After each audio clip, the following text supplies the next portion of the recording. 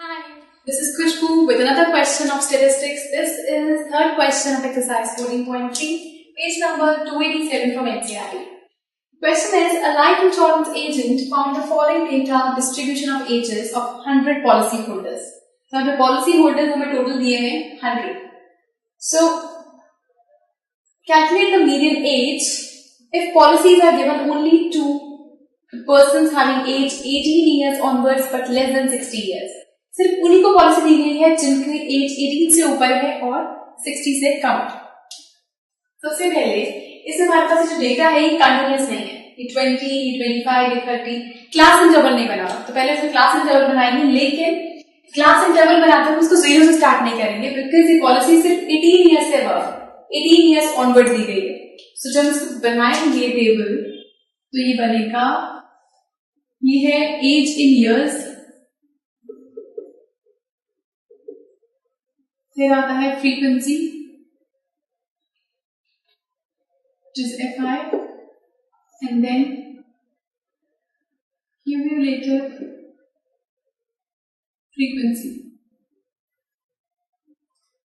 तो यहां पर एज इन इयर्स, इसको हम डेटा को लेंगे 18 से, सो 18 to 20, 20 to 25, 25 to 30, 30 to 35, 35 to 40, 40 to 45, 45 to 50,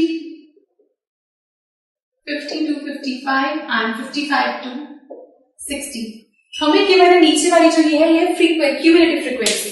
so cumulative frequencies पर हमको गिवन है which is 2, 6, 24, 45, 78 and then 2, 6, 24, 45, 78 and 78 को थोड़ा नीचे लिख देते हैं and then it is 89, 92, 98 and then 100.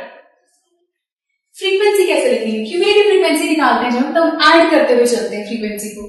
यहाँ पर फर्स्ट वाली वैल्यू हमेशा सेम रहती है, सेकेंड वैल्यू जब हम यहाँ से क्यूमुलेटिव फ्रीक्वेंसी लिखते थे तो हम इन दोनों को ऐड करके लिखते थे, अब इनको सबट्रैक्ट करके लिखेंगे। 6 माइनस 2 किया तो फ्रीक्वेंसी आई 4, 24 माइनस 6 किया तो फ्रीक्वेंसी आएगी 18, देन 45 माइनस 24 करेंगे तो आएगा 21, 78 minus 45 33, 89 minus 78 11, 92 minus 89 is 3, 98 minus 92 is 6 and 100 minus 92 is 2. Cumulative frequency से फ्रीक्वेंसी पे जाने के लिए पहले वाली वैल्यू सेम, फिर नेक्स्ट के लिए इन दोनों को माइनस, फिर इन दोनों को माइनस, इन दोनों को माइनस, इस तरह से करते हुए जाना है। सबसे पहली चीज, अब अगर आप देखो 18 से 20 के बीच के हैं 2 लोग, 20 से 25 के बीच के हैं 4 लोग, 25 से 30 के बीच के हैं 18, 30-35 के बीच के हैं 21, इस तरह से वापस फ्रीक्वेंसी आ गई। नाउ सबसे पहले हम निकालते हैं इसका n/2।